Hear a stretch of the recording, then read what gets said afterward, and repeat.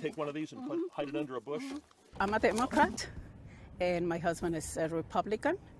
And I think this has created a little bit of friction between us because I don't like Trump. Laura Hunter and her husband John straddle a political divide that in a divisive time might have wrecked their relationship. She didn't tell me she was a Democrat when I married her. Once again, I was tricked. The gringo was tricked, okay? But the two have found a common cause greater than their partisan disagreements: saving lives. Laura, who was born in Mexico, and John run an organization called Water Stations, which places barrels of water throughout California's Anza Borrego Desert for migrants crossing illegally into the United States. John, the Republican, founded Water Stations 21 years ago. Well, back in 2000, there were a whole lot of deaths in the desert.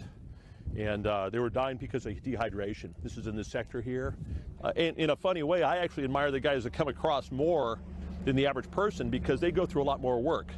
In other words, I was born here. I was lucky to be born here in the States where we had great freedom and great opportunities.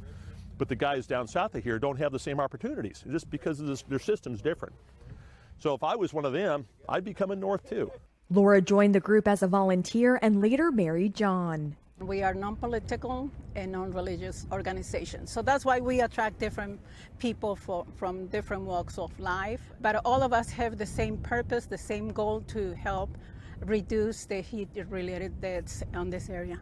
Let me give you a kiss, but I'm going to hide our faces with the Mexican hat.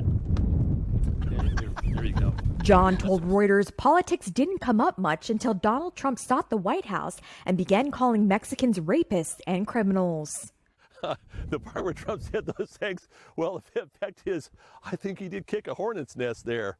And my wife obviously is not a Trump supporter, to put it mildly. John didn't vote for Trump in 2016, which he said was out of respect for his wife. But he does plan to vote for him this year, saying he likes that Trump is not a typical politician. So I appreciate that.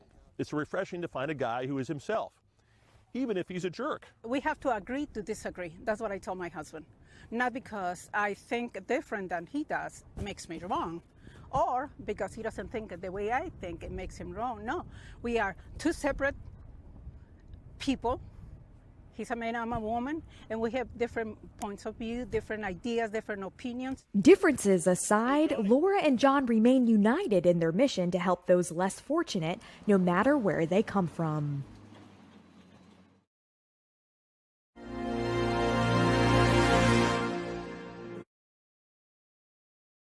They say, I have the most loyal people. Did you ever see that?